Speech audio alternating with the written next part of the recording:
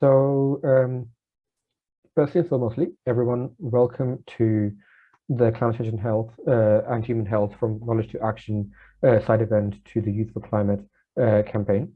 My name's Amit Singh, my pronouns are he, him, and I'll be joined by Jelyn and Adeel. Do you guys just introduce yourself for me quickly? Yeah, sure. Hi, everyone. My name is Jelyn. My pronouns are she, her. I am speaking from Australia. Adeel? Hi, guys. Yeah, thank you so much, Jelyn, for giving the floor. Hi, guys. My name is Adeel, and I am from Pakistan, and my pronouns are he, him. Thank you so much. Amazing. So again, if you guys could just keep on introducing yourselves in the chat, it'd be awesome to see who's joining us today. But yeah, we'll get started quickly. Just to jump straight into it. Before I actually start on what SfGH is, which is the organization that I'm from, I'd like to quickly give a shout out to LeMSIC-Lebanon, as well as to MSAI India. These are basically organizations that are working alongside us. They're the Lebanon representatives and the Indian representatives of the Medical Student Associations and their relevant bodies for the International Federation of the Medical Students Association, which I know is a very long name to hear, but in short, that's the IFMSA. So there are different NMOs from that, and we all come together to talk about knowledge to action and how to mobilize different communities to take action forward. Amazing. So I'll quickly give an introduction to what SfGH is. So that's the organization which I'm from. So Students for Global Health UK is a national level organization. Our vision is basically a fair and just world within which equity and health is a reality for all. We work on a range of global health issues. This year, we've worked very actively on climate change and health, including a national working group being set up on the topic of COP26, which is the UN climate conference, of course, as I'm sure you all already know, which is being actually hosted by the UK itself. We, of course, go to international events, which is from the IFMSA. We also have trainings and conferences, general assemblies, and a whole host of different setups, really. There's approximately 36 branches within the UK and counting at the minute. So getting more and more involved with the youth and student network of medical students, and now even non-medical students as well, to get them involved into global health. So that's basically what SfGH is, and I'll pass on to Jelyn to talk a little bit about AMSA. Hey everyone, so before I introduce AMSA, I'd like to just pay my respect to the traditional custodians of the land, the Wurundjeri people of the Kulin Nation that I'm speaking on today, which is also known as Melbourne, and all the elders past, present, emerging. So AMSA, very much like Student for Global Health, we represent all 23 medical schools around Australia. We advocate through policy work on local, state, federal levels. Just like SfGH, we focus on a lot of health equity issues, including our Code Green Charter, of which I'll be talking a lot about today, that works more specifically on climate change, planetary health, and things like that. Some of our advocacy work include health campaigns, brainstorming hackathons that actually result in very tangible outcomes that's sponsored by some of the stakeholders around Australia, and then provide input for policy work as well as educative seminars. So some of the relevant initiatives that we do that's relevant to the talk today include greening investment. So, diversifying into other sources of funding, such as less fossil fuels and things like that, as well as greening hospitals, which is quite relevant to our profession, reducing the waste that we produce in hospitals. So passing on to Adeel now. Thank you so much, Jelyn. So I will talk about what Pakistan is doing for the planetary health. That is the SDG number 13. Amit, can you please show the slide? Thank you so much. So the current government led by Prime Minister Imran Khan, they understand the need for establishing the Ministry of Climate Change. So they founded the Ministry of Climate Change in 2017, which was a very new thing for Pakistan. And since then, Pakistan already adopted the ways to undermine the different efforts led by the climate change on the global level. So for now, ministry has helped to plant nearly 1 billion plants in country and also helped to create 85,000 jobs in the way. So I think it was a very milestone that was achieved. Pakistan was facing deforestation on a many different levels. The air quality level was way worse. Its major metropolitan cities were in the top 3 in the world after India. So it was very difficult for Pakistan to understand and create the stage of sensitization. So government actually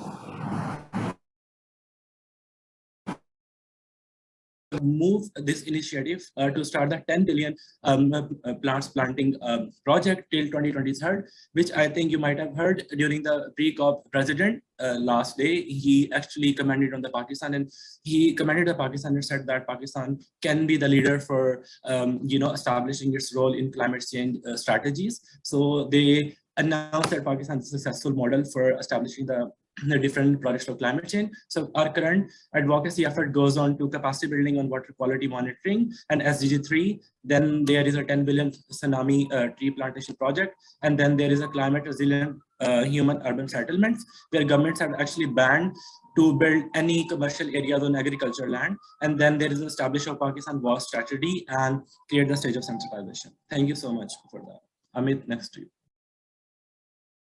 So I'll take over and introduce the format of the workshop today. It will last about an hour. We will be asking you to interact, so be ready for that. Obviously, no pressure, so just interact whenever you want. We don't want this to be another one of your lectures. We don't want to be boring. So I will be providing a bit of a context on what we'll be discussing today. And then we'll be going to breakout rooms to brainstorm a bit of ideas. And then we'll come back again together and talk about some tangible changes that we can do. So we'll be providing some examples of the things that we have been doing to help you kind of initiate your own change throughout the world. So a bit of a topic, a bit of the idea about the topics that we'll be discussing. It'll be climate change and health, why we need to act now, climate crisis, how it's a health crisis and the inequalities around that, the organizers' positions and our campaigns, how to build capacity, how and where to seek support. If you have any questions, feel free to type it into the chat at any point in time. We'll try and answer them as we can. And as usual, for all the newcomers, feel free to introduce yourselves in the chat. Everyone has been doing that for a while. Just a bit great to see a global family going on. So next slide, please. We'll just go straight into the background of climate justice. An introduction into why climate justice is health justice. So I assume that everyone here has a bit of interest into climate health. So you know our climate health is not too great at the moment. So what climate justice is, it's kind of a term that's used to frame climate change as an ethical and political issue rather than one that's just purely environmental or physical in nature. It's kind of reframing the argument a little bit to reach out to more audience from a slightly different perspective. This is also quite a good perspective because it puts it into a more human-centered approach, kind of safeguards the right and health of the most vulnerable of our population. A lot of our dominant current culture is a result of a long history of narrative that nature and human resources, they exist for our right to exploit them, to control them and fuel economic growth. And yes, it has worked in some areas of life, but it's underpinned by a lot of values, the competition, privatization, consumption, anthropocentrism. And a lot of these are perpetuated and enacted by the global elite, people that are in power and wealth. And this in return kind of oppresses the masses and the marginalized population whose health is already being oppressed by the majority. So there's a little nice Venn diagram here that kind of shows what climate justice is. It's kind of the interrelation between social justice and climate change.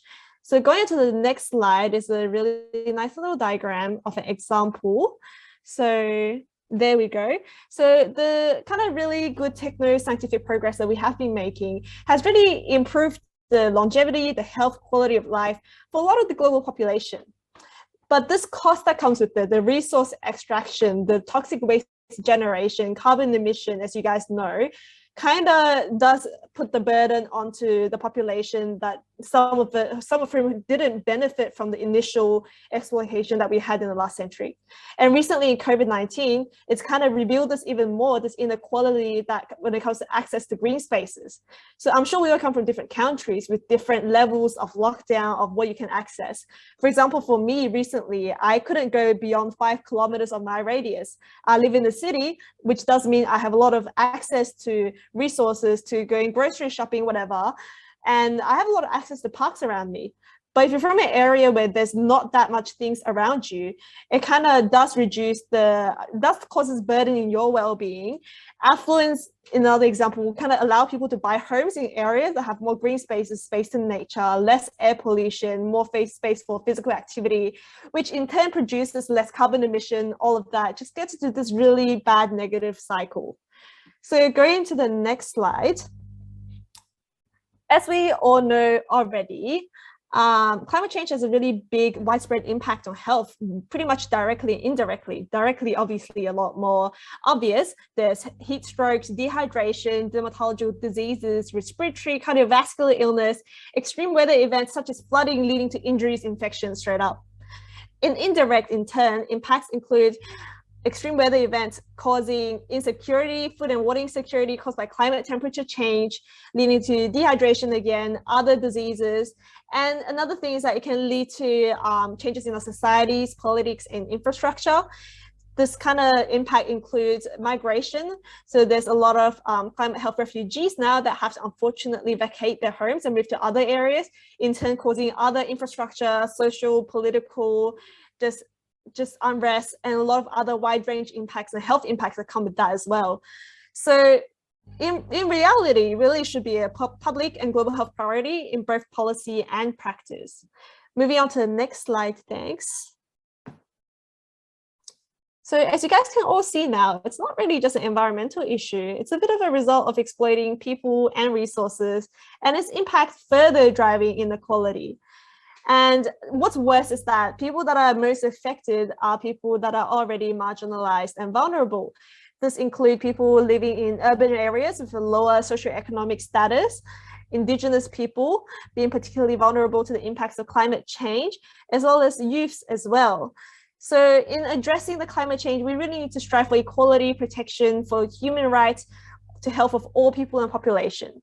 I've kind of also included this example here of what's been happening in Australia. As you guys all know, there's been a really big bushfire event happening nearly every year. Fortunately, this has been the worst health effects that these have had is on people that are homeless, people that are already in areas of lower socioeconomic areas. And we can tell that from the hospital data for presentations for asthma and things like that. So moving on to the next slide, please. So this is pretty much an opening kind of to the topic that's relevant to today. One of the things I mentioned in the last slide is that this really impacts youth specifically.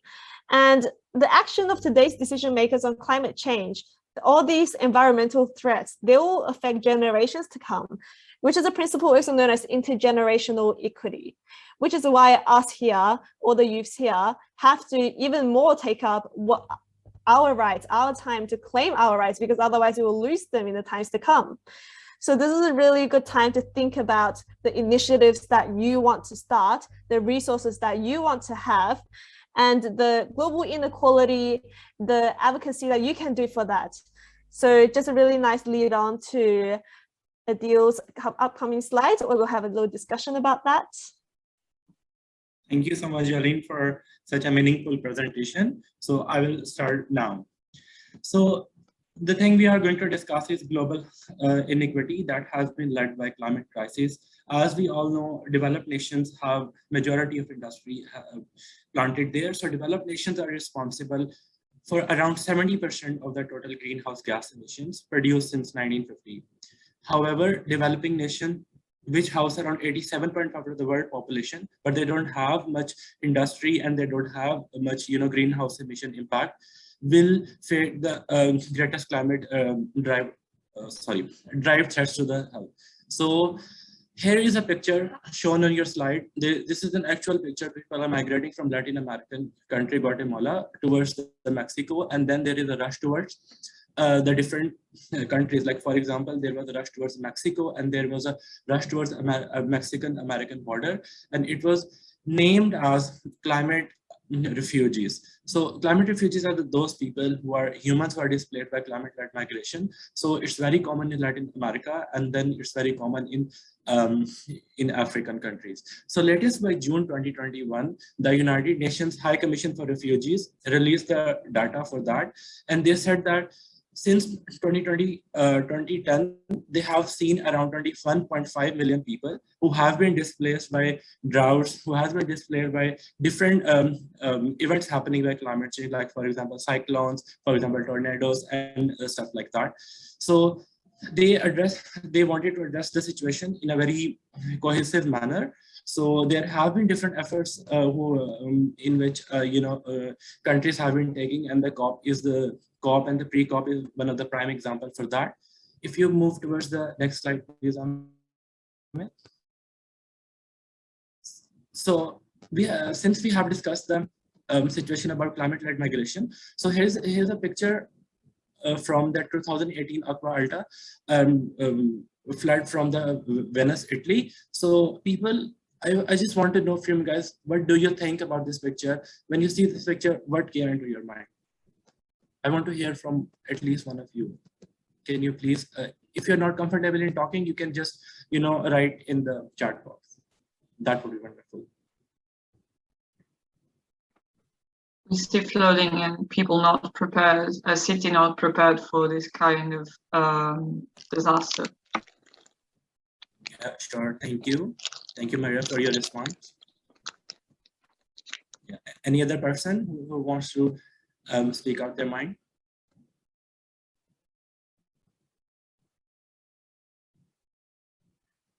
Okay, even advanced country will face the consequences, and then Akib writes extreme floods due to changing weather patterns.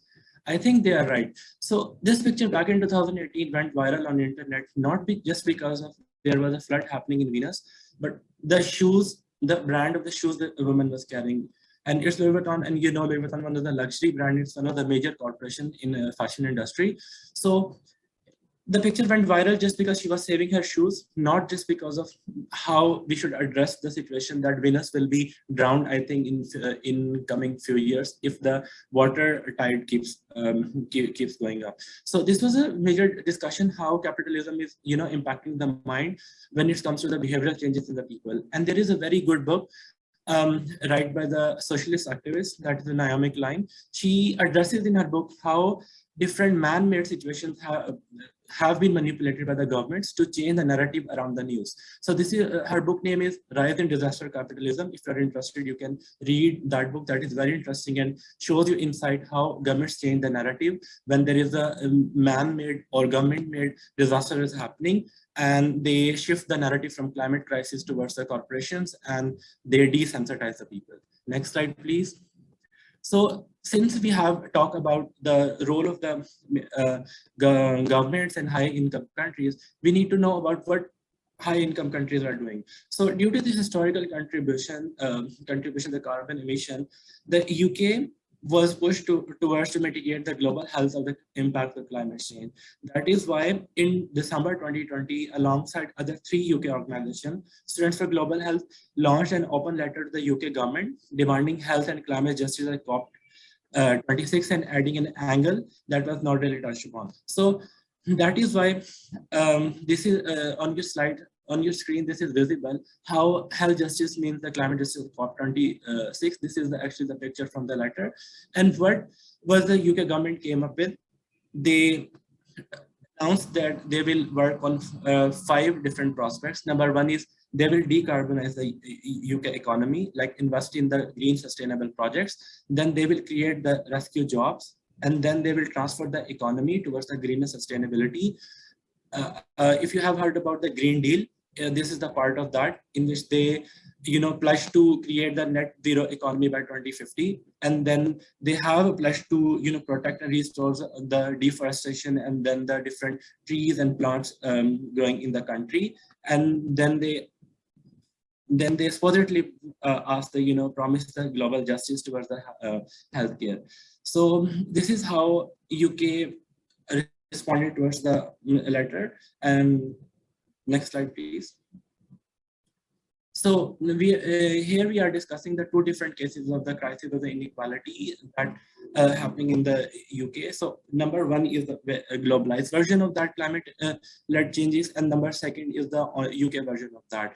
So as you know, women are already depressed in the patriarchal societies and in the global south major countries. There are no laws to protect the women especially. So there is a data that is showing in the case number 1, you can see women are especially vulnerable group when it comes to the consequences of the climate change. So climate change will precipitate the gender inequality and result in higher workload for women. And that is why they are in much danger towards, inside and the out of the house, and their mental health is being affected towards. For example, I will give you the example of Pakistan. In south of Punjab, every year around this time in the monsoon, the flood games. And for example, the women here in Pakistan, for example, especially those are belonging towards the lower middle income class, they are responsible for earning the bread for themselves, and they are responsible for raising their own children. So when they will be displaced with the climate change led flood in the monsoon area, they have to leave their home. So they are facing the communicable diseases, they are facing, you know, the shortage of their livelihood, they are facing with the burden of their own children. So in this way, this is a prime example how it is, you know, precipitating the impact on the woman. So we will move on towards the case number 2. That was a very famous case of the LeMSIC-Lebanon. So anyone know about this case? What do you think? Do you guys have any thoughts about that? It was a very landmark case during the climate health in UK. Any person from UK maybe knows about this? We would love to hear about that.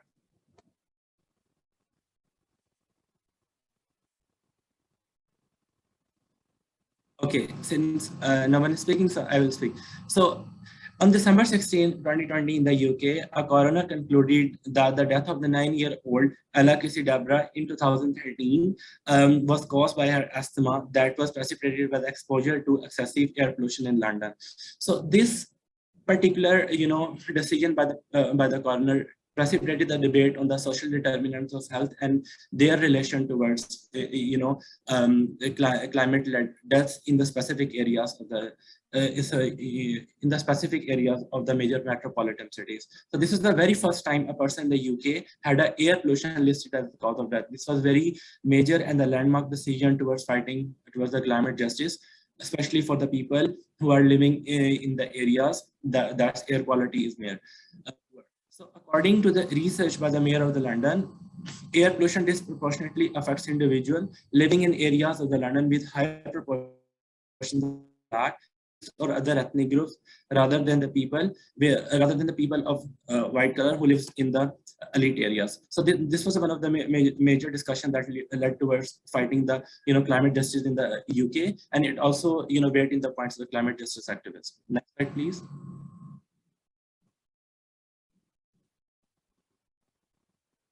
Yeah. So this is the last slide, I think. So what is the role in the climate change, the colonialism? What's the link? What do you guys think? What is the role in between that? Since I think most of the people are here from the global south, and they would know what is the role of the colonialism and how our, you know, forefather masters destroyed our economies and how they planted, you know, the different insects to raise the climate justice issue. You guys might know about the economy, but climate justice and climate change is a very new angle that has been discussed, I think, over 3 to 4 years. So I think you guys should know about that. So yeah, so it is evident from the countries that countries in the global south that the climate change colonialism can have the varying impact on the health all over the world. For example, in Pakistan and India and Bangladesh, they are very much, you know, evident. And the industrialization and the development of what are now the high countries, usually former colonizer, was based on taking resources and labor from the colonies. So this was one of the major impact. They exploited the landmines, they exploited the different areas in the agriculture-based countries.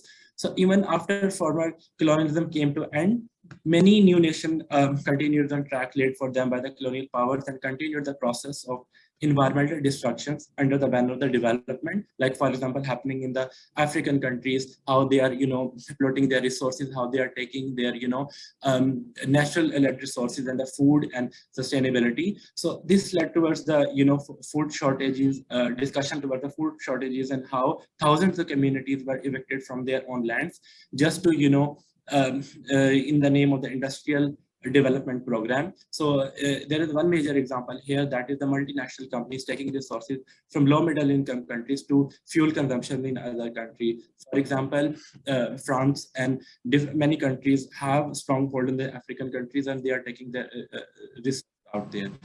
So between 1960 and 1980s, in Indonesia's timber export rose 200-fold. So this was one of the prime examples from how tree cutting has been impacted the certain countries. So this was one of the prime example from that. So next slide, please.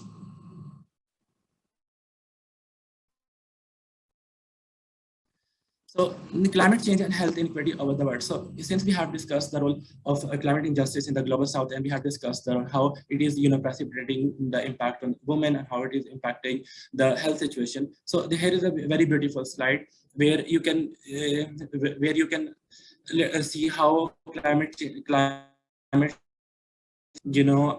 is exacerbating the different issues in the public health. For example, air pollution is a very preventable risk. It has been evident in the case of Pakistan. I think it has been evident in different countries.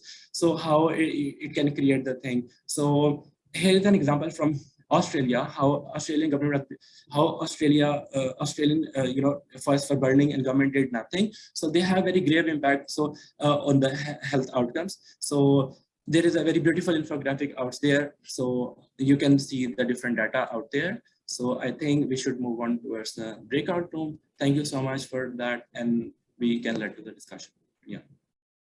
Perfect. So there are 2 breakout rooms. I have automatically assigned everyone to a breakout room. I will move everyone into a breakout room now. So just come back in 7 minutes time and I will start the timer later.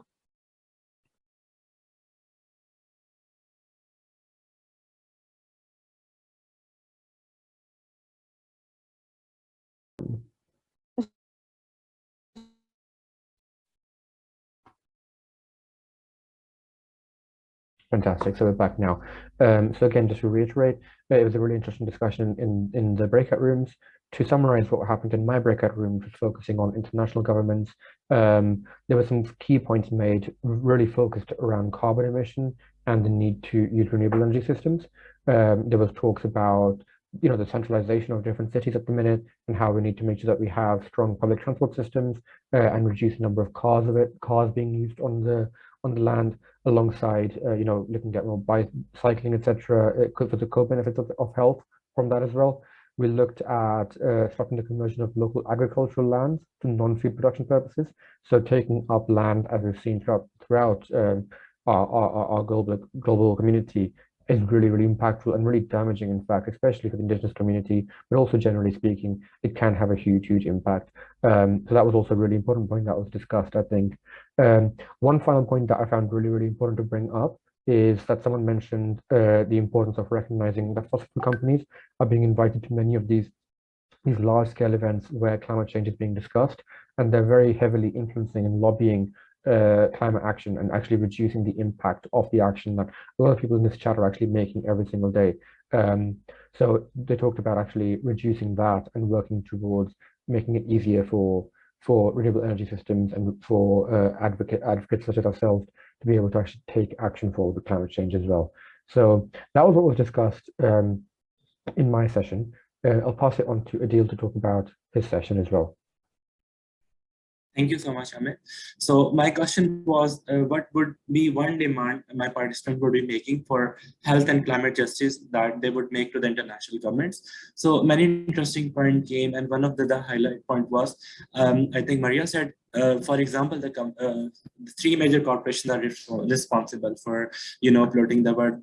And they thought that there should be some law, international multilateral laws that should, ban the multinational corporations that are still preying on the non-renewable resources, and for especially focusing on how they are polluting the plastics and how they are, coming up with always excuses that how they are donating the money and not, incorporating towards a greener economy. And then one of the very important point came from, Ahmed, how oil mining lands have been exploited and how different areas have been displaced and climate-led migration is happening especially in the Central Asia, and how there is a lack of rules and regulations. They are not legal bindings towards that. So I think Ahmed wanted to demand the legal bindings and the different aspects that when it comes towards land minings and different corporations that are being built in the global south. Yeah, thank you so much. Over to you. Thanks so much, Adeel. That was absolutely fantastic. So some really good points made, and we'll make sure to try to take them on board for ourselves as well and use them as much as we can in our advocacy efforts as well, because those were some really, really strong points that you all made. Moving on from that, so we've talked about knowledge, we've talked about what we've actually learned from climate change and the impact it's had on our communities on different scales, locally, nationally, internationally, as well as from different communities, and how it's actually caused an inequity between communities as well. The next thing to talk about, I think, is the action we can take based on that. So all the people who are speaking today and all the organizations that have helped actually organize this event have all done a lot of work on this topic. We've all been working actively. We've learned a lot from our own efforts, what works well, what doesn't work well, and so on and so forth. And in learning all of that, I wanted to share our experiences and knowledge with you guys that you can take that action forward on your end as well, because the more of us that are working together on this issue, the more likely it is that we can overcome the challenges that we face right now.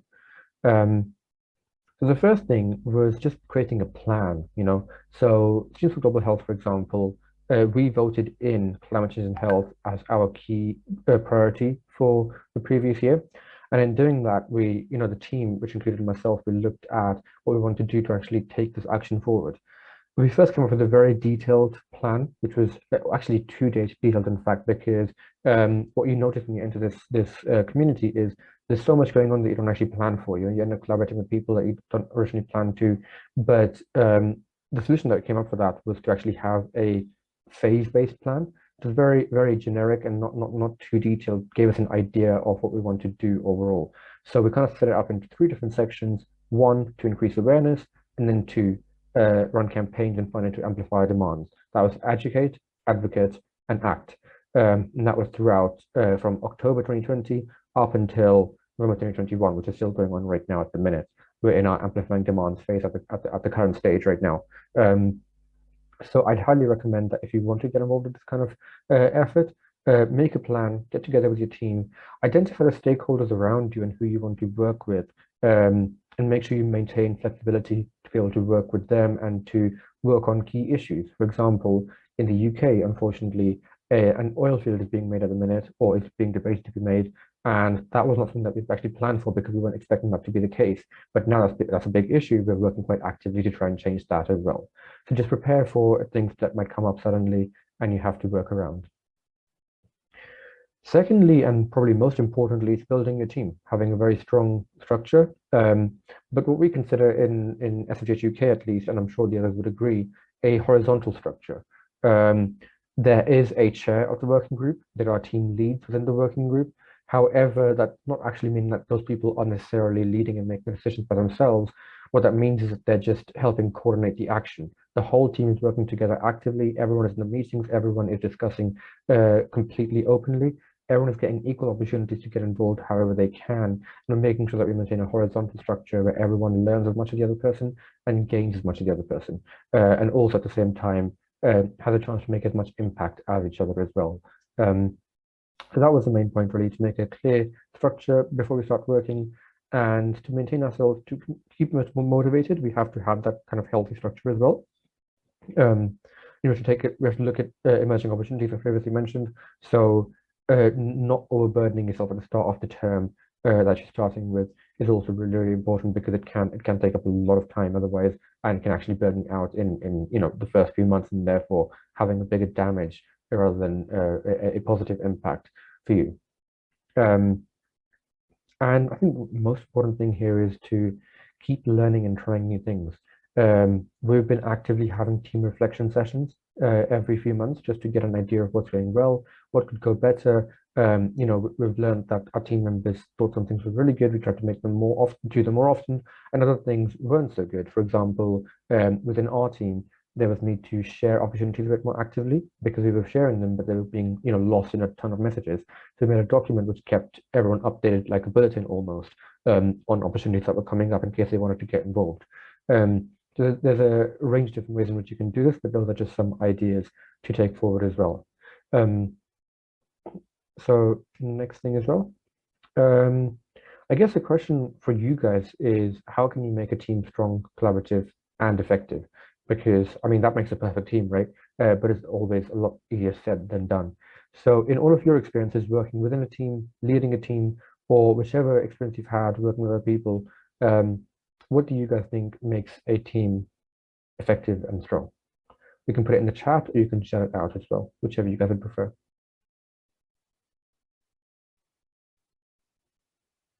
Communication. Yeah, I totally agree, Maria. Communication is so important. If we're working, with so much going on, if one person misses something, it can really have a big impact on whatever project that we're working on. So having strong communication is absolutely vital. Listening to each other, totally agree with you. Communication goes two ways, not just a one-way thing, making sure that we hear what other people are saying, take on their ideas as well, because everyone has different ideas to put forward. Laying a solid foundation of communication. Yeah, 100%. Again, working in a synchronous manner, totally agree with you. With the amount of projects that are going on, especially right now in the lead up to COP26, it's really important that you make yourself synchronized, you keep everyone updated, you set tasks accordingly and make sure everything runs smoothly and effectively. Defining goals, that's absolutely fantastic. Yeah, and actually listening to ideas and defining goals actually come hand in hand. So what we did was we actually had a team meeting where we discussed what each team member thinks should happen, what are their ideas for the term. And based on that, we defined and created our goals together. Accepting constructive criticism. Totally agree with you. So that, as you mentioned, we've been doing feedback sessions, and I totally agree with you. It's so important that we have time to just reflect on what we're doing. Not only on an efficiency scale, but on an emotional level as well, because we're all very, very emotionally related to this issue. This is an issue that impacts our lives very, very deeply. We've seen the impacts of eco-anxiety, for example, as well in society. So it's really important we take a step back and just recognize how emotionally challenging this can be and actually talk through that as well. Mutual respect, definitely. Working in international teams, working with international communities in general, respecting each other, encouraging different views, and actually listening to different views is so important. We can learn so much through that. Accountability, yeah, hugely important. Regardless of what we say, we have to get the job done, right? So we have to make sure that we're accountable to the rest of our team, and the team keeps us accountable as well as the general community. Again, relating to different views, we have to be accountable to people who have those different views, different communities as well. So we have to be able to support them however we can in a respectable manner. Labor division, of course, definitely making sure we pass tasks on effectively. Assigning roles, yeah, I totally agree with you. Solving the issues as soon as possible, 100%. You all gave absolutely amazing ideas. I couldn't say it better myself, to be honest. So we're going to move on now, but those ideas are absolutely fantastic. I really, really appreciate those. So the next thing really is building capacity. You've got a team that's really passionate. You've got a team with amazing ideas. Everyone wants to get this done. Everyone wants to get that done, and you have high hopes for your team, right? The next stage is actually making sure that you have capacity to actually get that job done. That includes training. That includes stakeholder engagement, and it includes a whole range of different things. But of course, first and foremost, start within your team. We delivered campaigns and advocacy training to our team as soon as they started. Made sure that they were aware about how to set up a campaign, how campaigns work, how different types of campaigns exist, and what advocacy and persuasive techniques are more effective and less effective, and which ones work in different scenarios. That was really, really important to get the ball rolling and just get the team feeling prepared to actually take those ideas and make them action points instead. Now, you want to pass it on to your organization as well. You've got it in your team, the team can distribute it across your organization. For example, in the UK, what we did was we had climate change and health training regionally across the UK after our team was trained on it as well. That's another thing you can do. And then reaching outside as well. We're all here right now, we're all sharing our experiences, and that's also a form of building capacity. It's really important that we recognize that one organization alone cannot make a difference.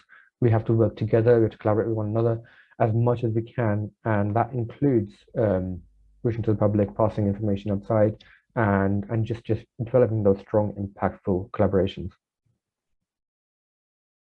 There are some examples that were mentioned. So I actually mentioned this one here for training of climate change and health 101. We trained our trainers within the team. We passed the training on to our country as well through the Show the Love campaign, which included regional level training that I mentioned.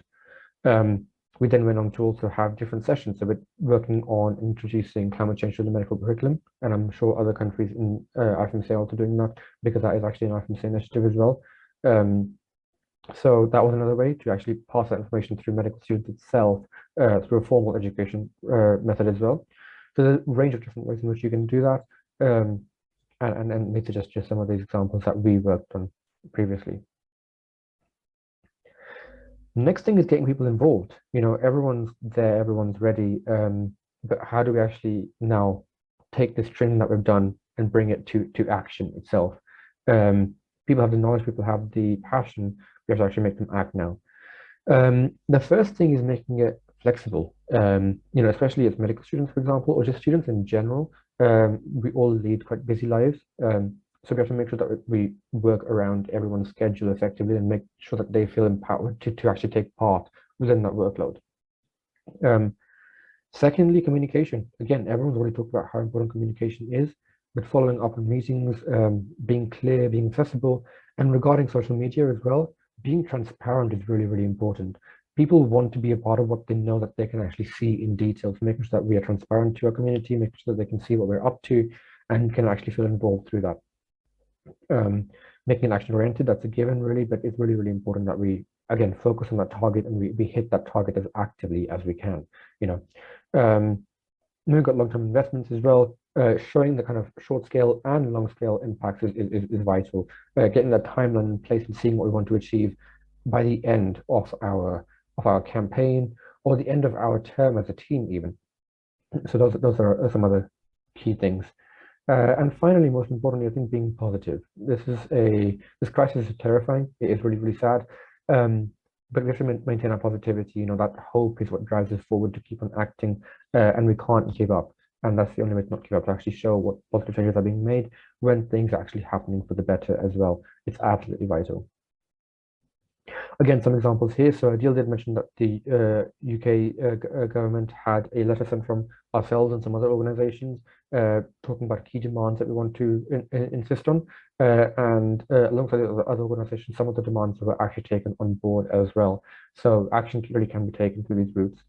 And secondly, again, just reaching out to the local community. So we're working with the indigenous community in Malaysia, particularly the youth female community there, to develop an art piece that will hopefully be taken to Glasgow at COP26 and presented there to explore the impacts of climate change on that particular community.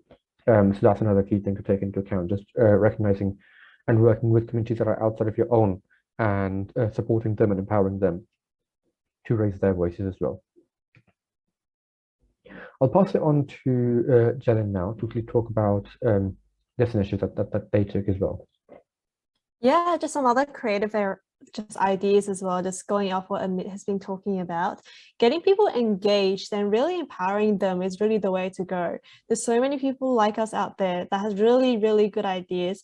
So sharing resources, helping them brainstorm the answers and actively finding those solutions themselves would be such a great idea. So if any of you guys kind of involved in the commerce, in the tech sphere, then you kind of know the hackathons, those are the things that are kind of in at the moment, like case competitions.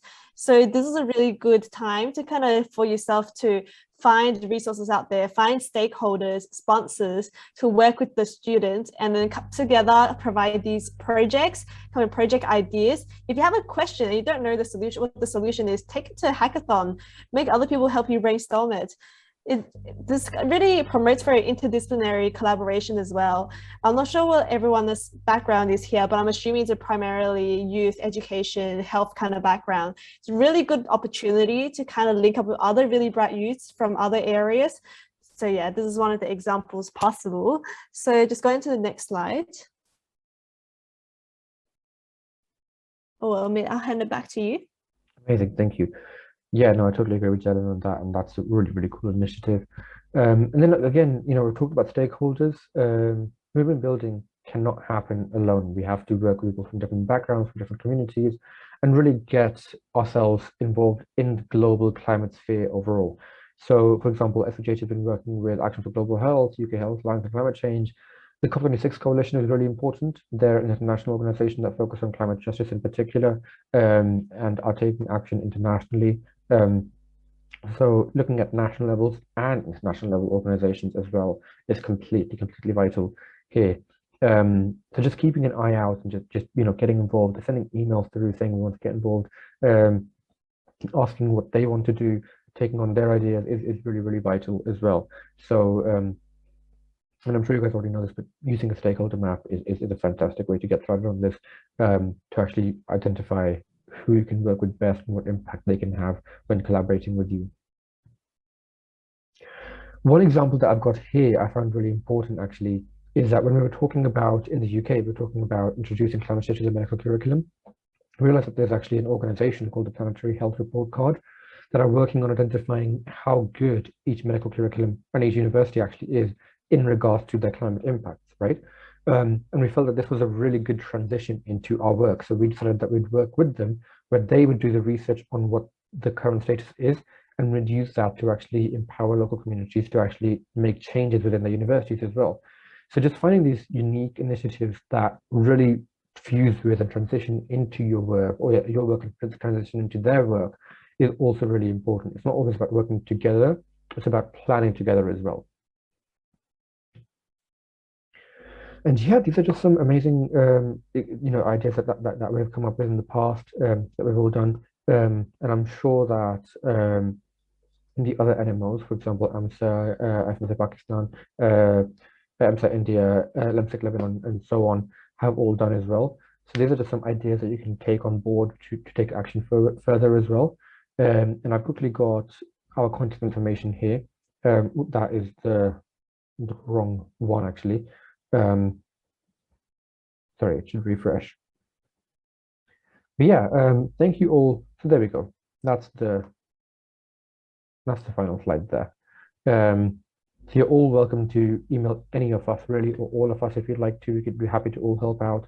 And thank you all so much for being here. We really do appreciate you spending your Saturday morning, evening, night even for some people with us today. It was a pleasure talking to all of you.